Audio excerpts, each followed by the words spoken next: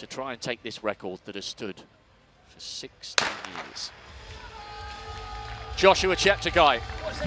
He'll be following the familiar figure of Roy Groeneweg. His job to do the early pacemaking duties, a couple of national titles for the Dutchman. And it's Sonia, once again, this is brutal, but how much confidence do you think he would have taken from the 5,000? Arguably his weaker distance, if he has one. Yeah, well, he's more known for the longer distances, world cross country, 10,000 meters, winning the world championships. And again, this is, you know, it's a bit of a test of concentration here and relaxation from the early stages, you know, to set the pace, but to do it, you know, in an even way. And Joshua has asked, unlike Gide, he has asked for a much more even pace. He wants to go exactly 63 seconds each lap. And they are bang on, just 63.04 for the first lap. And this is the thing, you don't want to panic too much and try to gain time early, particularly in a 10,000 meters. It is a long way to go, 24 laps at a track to go now. And, you know, the first half of the race is really just about getting there as easy as you possibly can and then start to work. This race, it's actually kind of breaking into two already. We have the second pack is going to try and get some of the athletes to run under 27 minutes. But from the front, we have... Roy Groeneweg. He's going to lead out for 1,500 meters and, you know, take the 63-second lap, and then he's followed by Matthew Ramsden, who's had an absolutely fantastic season this year, athlete from Australia. He's broken PBs over 3,000 meter, 5,000 meters, 3:34 for 1,500 meters, and he will hope to get as far as 4,000 meters tonight. This is really good from Roy. He works with the NN running team, who, along with the expertise of the Globo Sports Communication, they have put this race on. And as I mentioned, if you're just joining us, we really hope you're enjoying this coverage free of charge around the world. The organisers decided they did not want to make a penny from tonight. They felt this needed to be a celebration of distance running. And Sonia, we said at the beginning, this is a really important night for our sport because athletics doesn't always get the opportunity to sit front and centre. And it is tonight, and with the best of intentions from everybody involved. And what a night already, and what a start this evening. It's been an absolutely fantastic start to the night, and you know, it's a way of highlighting individual athletes. Oftentimes in track meets, we have so many events going on, track and field events, and you know, great performances can get lost in the night. But here we have the chance to highlight great athletes and elevate them, you know, to their greatness and showcase, you know, what individual athletes can do. And, you know, they don't just do it by themselves. That's why we have all these pacemakers here tonight to help them out. A lot of these athletes, they work in teams who help them with their training. And then other athletes, you know, some of these athletes are the best athletes in the world, some of the best athletes in their countries who are giving up their time to come and help here tonight, because that's what it takes. You know, pacemaking is not an easy job these days. You know, you need some really quality athletes to be able to maintain these paces and to help athletes to push the limits of, you know, the fastest times that anyone's ever run in the world before. And, you know, as the years go on, that gets harder and harder to do. Well, there's a real electricity around this tiny stadium, I can promise you that. There are people crowded round on the walls on street level. Just a reminder, the stadium is in a sort of fantastic natural amphitheatre. I believe we're on the site of the former riverbed, and there are man-made lakes, palm trees. It's a fantastic place to come and exercise. 62.9. He's okay at the moment. And we've just hit our first significant landmark for many people, a 4:12 mile. 4:13 is the pace that we're looking for. 5 miles to go in old language. And Matt Ramsden, it's his job now to get us, you know, to 3,000 meters. We're looking at 7:52. And then we'll see how far he can push on from there. But, you know, the pacemakers, you know, the further they can go at the more even pace, and the more they can carry Joshua, you know, to the point where he will then have to start working himself. And, you know, that's probably when he will have to start looking at the lights here as well. And they are just, you know, running right on world record pace right now. They're not trying to get too far ahead of it because it's a long way to go, and you know, you just don't want to burn the energy too early in the race and save, you know, something for those last laps. Yeah, and I think we should clarify as well that Joshua's got to run a massive 31-second PB, so people might say, well, hang on a minute, surely that's far too big a margin, but he needed a 22-second PB to take the 5,000-metre record, and he managed that with room to spare. So it's an interesting challenge, and it's a mark of how confident he's feeling, that the fact that he's never run within half a minute of Kenenisa Bekele's record doesn't bother him. No, well, you know, I think he just wouldn't be looking at the record per se or what he has done himself in the past, but more, you know, focus on what he's done this year and, you know, what that equates to. And, you know, on paper, you know, he should, you know, be definitely within range of breaking this record. But, you know, it is a long way out here. It's a tough event. You know, it's quite different over 5,000 meters. You know, there's less laps you have to run by yourself. I think here he may be left with a lot more laps to run by himself, and you know, he will be actually after running at, you know, such a fast pace for a longer distance as well. But he's trained for this, he's prepared for this, and I'm sure he knows what to expect. But they are just running nicely on the pace right now, staying even, not trying to get too far ahead, and, you know, pick up the pace in those, saving something for the end, which is what he needs when he's going to be by himself and when he's be looking at those staying ahead of the green lights. We're bang on it right now.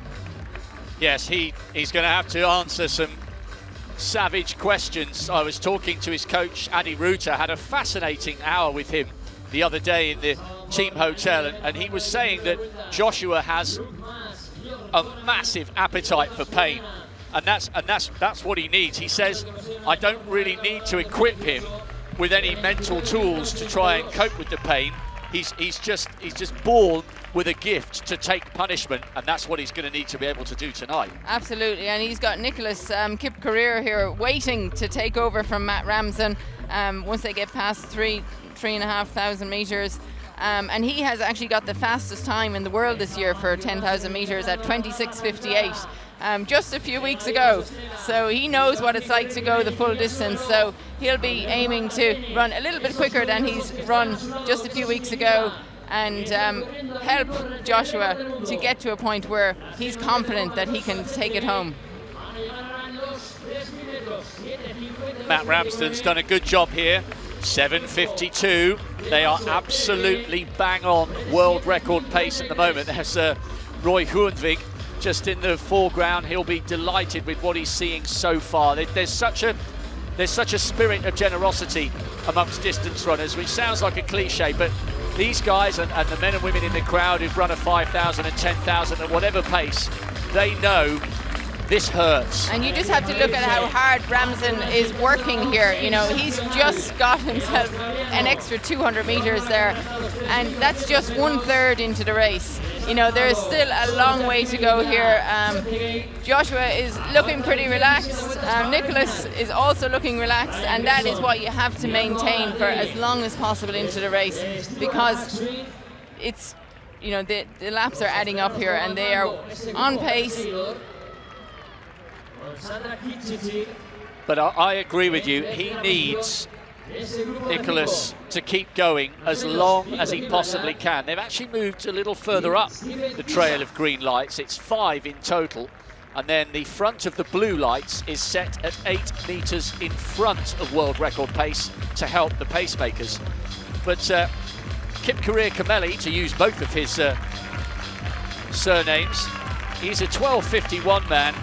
third in the national cross country at the start of this year in Kenya, and that is absolutely no mean feat. Now the last lap was 62.9. This is good so far from Joshua Cheptegei. 62.4. This is what he needs, Sonia. It's metronomic. Yeah, just to be able to maintain that even pace, you know, a little bit under 63, a little bit over 63, you know, you just to keep that going for as long as possible. And, you know, I'm sure that Joshua Cheptegei, he will be able to pick up the pace over the last 4 laps, but he just wants to get there feeling good. And right now they are working really well together. I think Nicholas, he's not pushing too hard yet. He's will be the next key marker that we'll be looking for is the 5,000 meter mark, you know, to be passing to in 13:07. You know, that would be the national record in many countries. It's pretty astonishing that he'll be coming close to, you know, 13 minutes at the halfway split. I know, and I guess, again, we chatted over breakfast the other day. 13:06, 13:07 is ludicrous. As you say, that's world class, but if you look at the world record he set over 5,000 metres, 12:35, he's got the knowledge, bang on at the moment, he's got the knowledge that 12:35 he's run for 5,000. So if he goes through in 13:05, he can say to himself, I've run half a minute quicker than this, so I should be comfortable. Yeah, I think, you know, it's, you know, like watching the women's 5,000 metres, when you break it down into the laps, it's a very achievable, the 400 metre times, the 1,000 metre times, the halfway times, even 3,000 metres. But when you put it all together and add it all up, it does take a toll. And, you know, that's where he just has to continually maintain that constant, even pacing. And, you know, you can just see here the wave lights, they're keeping track of it. It will be interesting to talk to the athletes after and see if they have been helped by these lights or even notice them there. I think Gide definitely did, by the way, because she glanced back over her left shoulder a couple of times as she was hugging the bend. 63 on the nose for that one, 600 metres to go before we reach halfway. And there were a couple of little moments there where there were some gaps appearing between the Kenyan and the Ugandan, but Joshua Cheptegei has closed that up really nicely. We mentioned Uganda, and we're hoping that there'll be many people tuning in a very proud, beautiful country. So if you are watching from that brilliant East African nation, then Oliochia, I hope you're having a great time. And it's refreshing, Sonia, that with the likes of Stephen Kiprotich taking the marathon for Uganda in 2012 in London, and then we had Dorcas Nzakuru back in 05 winning the women's steeplechase, and Nakai won the women's 800 last year as Cheptegei took the 10,000. The Ugandans are beginning to become a force to be reckoned with in global distance running. It's not just about the Ethiopians and Kenyans anymore. No, it's more African nations, you know, seeing what their neighbours are doing and stepping up to the mark. And, you know, particularly you see it in the World Cross Country when you have the team event and the athletes are out there and they're encouraged by what they see from, you know, great athletes in the country. They want to be a part of this. And you know, Joshua, you need someone like Joshua as an inspiration to athletes to look up to.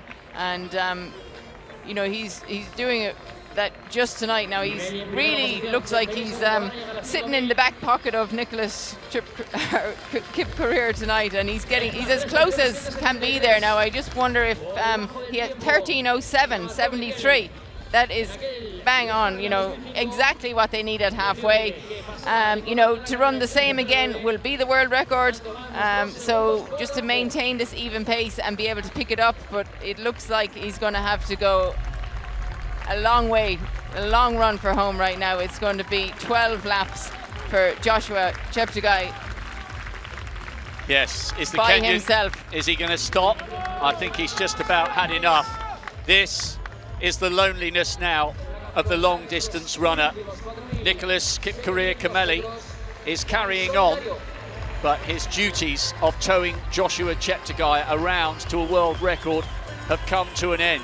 Cheptegei is now on his own. He's being roared on though by a growing number of people sitting on the city wall. You might just be able to get a glimpse of them there to the left of the Estadi del Turia. I tell you what, this isn't the biggest stadium, and we've never seen a world record here until tonight, thanks to Kenenisa Bekele. I think a whole host of athletes would love to come and compete here. It's not huge. We're not talking about 40,000 people, even without the COVID restrictions, but there's an intimacy and there's a real atmosphere about this stadium and the way it's sort of formed in this Colosseum shape with people all around on the city walls. I think this is a cracking place for athletics. It's a stunning stadium. You know, the location and the positioning of it is unbelievable. You don't see many tracks like this anywhere in the world where they're dropped down a level. So the shelter here is, you know, on a windy day it would probably be not so, it would be very sheltered, but you know, the conditions here tonight are absolutely perfect. Joshua, I'm sure he was hoping Nicholas would go a little bit further. They were hoping maybe 7K. So he really now has to make his mind up and really go for this. You know, it's not an easy task that he has set for himself here tonight. And he's on his own right now, but he is running with the world record pace. He's right in the middle of it. I suppose he's focusing on the blue lights if he can see them. And, you know, I think, you know, if this, you know, is such a help to the athletes tonight, this could be a new, you know, development for athletics. You know, it's something new to help us to push the barriers that, you know, many athletes see there at all levels.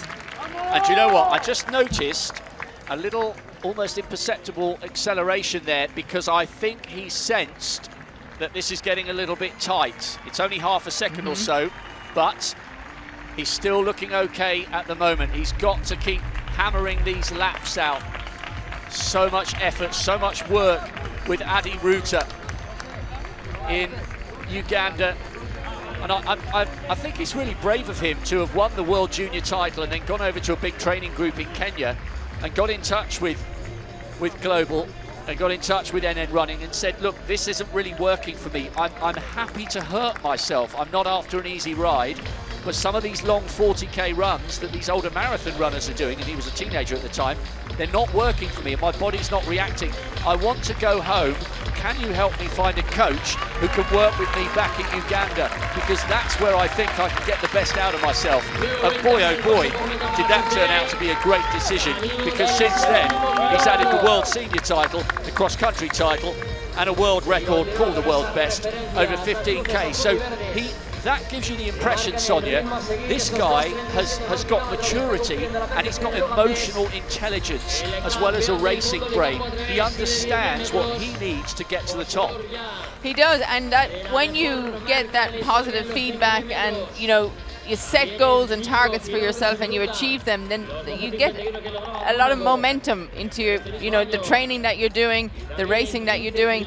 Your whole belief and confidence grows and you feel that anything is possible. You know, you start to believe that you can do anything, and I think that's what Joshua has done here. You know, he set the 5,000 meter world record 12:35. It looked so easy at the time, particularly the last 4 laps of that race, that I think he truly believes that, you know, he can achieve things that seem impossible. And looks like he is sitting on these lights here tonight. Now he's jumped onto the blue, which is great to see, with 8 laps to go. 17:50, and that's well ahead of the schedule here that we're looking at.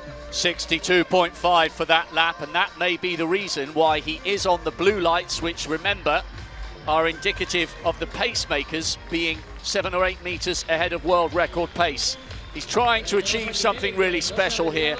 Kenenisa Bekele's world record has stood since 2005. Only 3 men have ever run inside 26:30.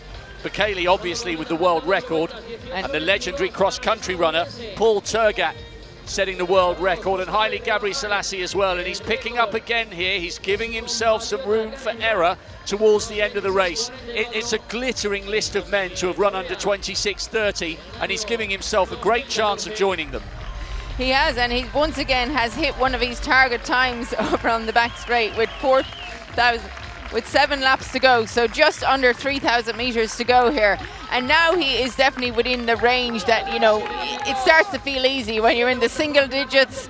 You know, he's getting around there. It'll soon be down to 2 kilometers. 2 kilometers to go will really break it down in his head that he can actually do this. So I think he really has to concentrate. He can actually focus a little bit on the athletes that he is catching and passing here now. That will give him a little bit of motivation to, you know, push himself and to catch up and to go by quickly.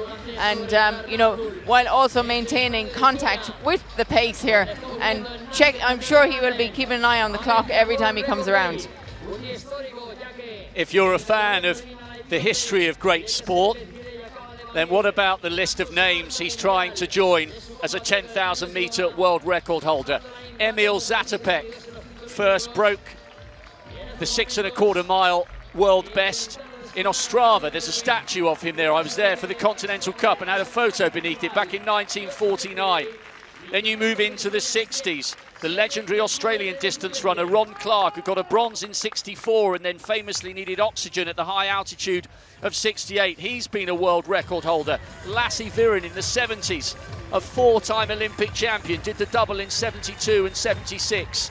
And then you move in to the likes of the 90s. 3 times Haile Gebrselassie has held this record. Paul Tergat as well. All of them with glittering careers in cross-country and track and the road. Tergat, the first man under 205 for the marathon. Gebrselassie was the first man under 204. Both of them proud holders of the 10,000 metre world record before it passed to Kenenisa Bekele, a 6-time long course cross-country world champion and a triple Olympic champion, 5,000 and 10,000 metres. It's a glittering list of who's who in terms of the all-time greats. And that's the kind of company that Joshua Cheptegei would be in if he can somehow keep this going. And I tell you what, Sonia, he's getting a standing ovation from the crowd here, even though he's got 5 to go. And he's just passed through with 2 kilometers to go, and he is still on world record pace. In fact, he is under 1 world record pace. You know, as each lap goes by, he's just going to get more and more motivation to belief and confidence that he is able to do this. And right now, he is still maintaining that relaxation that we saw in Monaco over the 5,000 meters. I think for, you know, someone who's a 5,000 meter runner, a 10,000 meter runner, when they see 1 mile to go, 1 lap or 4 laps of the track to go, that is a small, you know, it's not something that is unachievable for them. They're kind of what I would call within range of really racing to achieve the record. This is absolutely incredible. Wherever you're watching this in the world, I hope you're enjoying this. Distance running, free to view anywhere on the planet, because we're watching something really, really special here. This was the NN Valencia World Record Day. We've seen one, surely we can't be on the way to seeing another, can we? 62.9, lap after lap after lap. He's edging ever closer to a place in the history books. He's only run twice this year, Sonia, and on both occasions he's broken a world record. World 5K on the roads back in February in Monaco, then the 5,000 metres on the track in August. If he does this though, there's such a mystique, there's such a majesty about the 10,000 metres, 25 soul-destroying laps of a track. I think this would beat the other 2. I think this would be the key run of the year, and I'd actually rank this alongside winning the 10,000 last year in Doha. This would be some achievement. I think it would just be another stamp of approval of his greatness, and it's hard to even hear what's going on here now with 3 laps to go, and this is very, very possible. We're 23 up, that's another 63-second lap there. I mean, he's just like knocking off these laps even after even, and I can see a sprint coming for the last lap. So I don't know, I think we can start, we want to stand up and start celebrating right now, but with 1 kilometer to go, you know, this is where, you know, the concentration may turn into racing. And, you know, there's a number of athletes that he's lapping here to chase. 23, 36, with 1 kilometer to go. He is 1.5 seconds under his projected time, which is well under world record pace. So this is definitely, it's been world record day in Valencia today. It's been named that. This could be a holiday after tonight. This is so exciting. We really hope you're enjoying this. I just can't stop smiling. I can't believe what we're in the process of witnessing here if he can keep it going. 2 laps to go. And if you're watching this with a little brother or a sister, or a son or a daughter, or a niece or a nephew, get them down to your local athletics track. This is the most accessible, friendly sport in the world. If you can run, or jump, or throw, you can be a world-class athlete. There is no barrier where our sport is concerned, and these are the kind of images that inspire the next generation of global stars, not only perhaps in Uganda or across Africa, but around the world. He is standing as a symbol of all that is great. He's pouring his heart and soul into this record attempt, into this journey to greatness that he is relentlessly pursuing with painful session after painful session. And he's tantalizingly close now to doing something he may not have thought was possible 6 or 7 years ago. The world junior champion, the world senior champion has 400 meters to go. Can he do it? Can he keep it going? He's ahead of the green lights at the moment. Another 63, but 63.8. He's getting tired, but he's flying the flag brilliantly for Uganda. He comes from the Sabini tribe, who traditionally have a low standing in Ugandan culture, but he's rewriting what's possible in his country. He's a shining example of all that is possible with determination. He's a slight man, but he's big in personality, big in talent, and big in ambition. This has been absolutely incredible here. Coming round, he's just got to keep driving. Kenenisa Bekele's time, 26:17. We've seen one world record. I think we might be about to see another. This has been absolutely fantastic. The hairs on the back of my neck are standing to attention. It's a standing ovation from everyone here. He has roared with the heart of an African lion. He's delivered. It's a world record for Joshua Cheptegei, the Commonwealth champion. The world champion is the fastest man in history, over 6¼ miles. And this is a night that will never be forgotten by any of us who were privileged enough to be here. He has shone like a star in the night sky of Spain. That was incredible. That was outstanding. I mean, the pressure and the expectation for Joshua to come here tonight, a whole day in the city of Valencia built around him, and also on Letsenet Gide, you know, to have the two of them come here and deliver on what was named a world record day is outstanding. It's something that, you know, we all wanted it to happen, but we were fearful, you know, that it wouldn't. But to see it actually happen in front of our eyes is unbelievable. That is just, you know, solidifying his greatness over the past years, running the World Championships, world record, world cross-country champion, and he just made it look easy. He just got faster. I knew those last 4 laps he was going to get faster and faster, but he did get tired going into the last lap, but he was able to carry it through and come home with the world record. A successful year like you couldn't have imagined with, you know, everything being cancelled. It is just outstanding. I'm absolutely speechless after tonight. It was so emotional. There are people wheeling their cameras out here. Everybody around the stadium standing, trying to get a glimpse of the man of the moment. There's a lovely embrace for Roy Hohenweg, who started the pacemaking so well. This was the last 400 meters. This was the run for destiny. Zatopek, Clark, Viren, Gabri Selassie, Turgat, Bekele, and now that list has added to it Joshua Cheptegei, and surely, Sonia O'Sullivan, there's only one thing left for him to do, and that is turn a world gold and a Commonwealth gold into Olympic gold. If we have an Olympic Games next year in Tokyo, what a race that will be between him and the defending champion, Sir Mo Farah. And you'd have to put him down as favourite after what we've seen here tonight and across this year. Not just one world record, not 2, but 3. What a year! 3 races, 3 world records, no championships. There's a lot to look forward to when the Olympic Games eventually take place, and hopefully they will next year. Oh, what a night. It's been such hard work for the organisers. There have been so many health and safety hoops to jump through, but they've done it.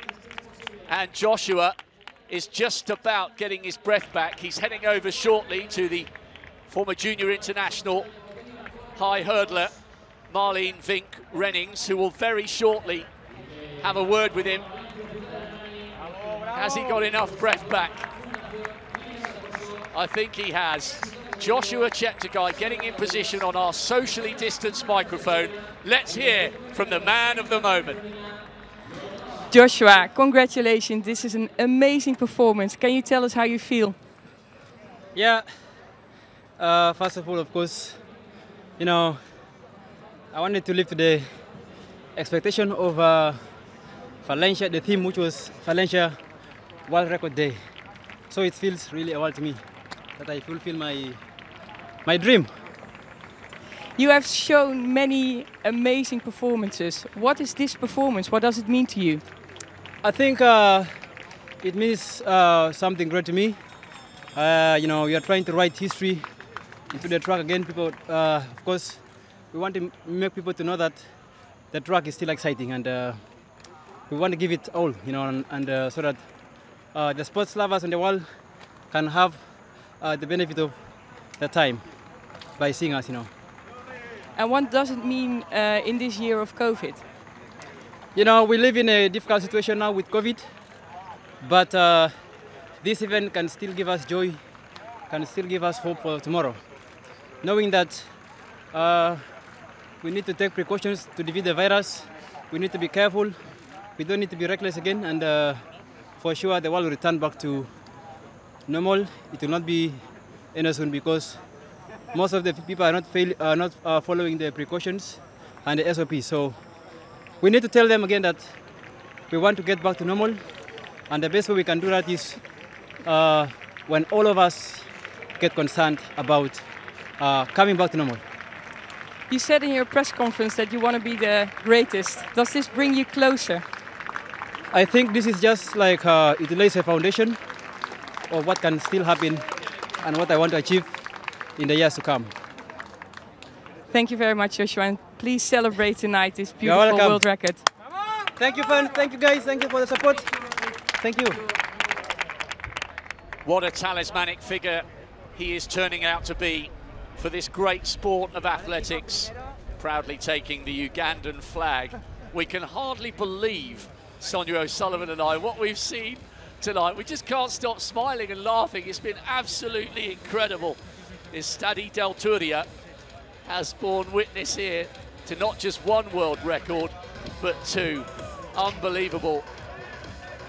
The classic photos, 26:11 on the nose. That record had stood for 15 years to one of the greats. Well, he said he wants to become the top distance runner in history. Well, he's giving himself a chance. Well, Joshua was the second world record of the day. If you're just joining us, here's a recap of Guidei's world record earlier. So, Letesembet Guidei was out to try and take Tiranish Dababa's world record that had stood since 2008. She too produced a moment of history here. 14:06 plus change. Just 22 years of age. Silver last year at the World Championship. She promised us she could run 250 after 250 after 250. She delivered, and we finally got a word with her after the race. Congratulations, Letesembet. It's an amazing achievement. How do you feel? Thank you very much. I'm happy. I'm happy. What does the world record mean to you? Yes, this is a long time of dream, and I'm very happy by this competition, and it is very big for me. How does it feel to run the world record here in Valencia? Yes, Valencia is very nice place, and I like it. I like Valencia, and I will break for the next time, and also 10,000 meters, another fields. And what does the world record mean to Ethiopia? Yes, it is very nice. I mean, before this is Tornesh Dibaba record, and then now also in Ethiopia, and I'm very happy. Thank you very much. Thank you. Elizabeth. Thank you to Global Communication also. Thank you to Valencia and for all yours. Thank you. He is the king tonight, on top of the world, and why not? I hope he's allowed a small beer this evening. Possibly not, because he's taking part in the World Half Marathon Championships in Gdynia in Poland in a couple of weeks' time. Looking forward to that one, seeing his big debut over the half marathon.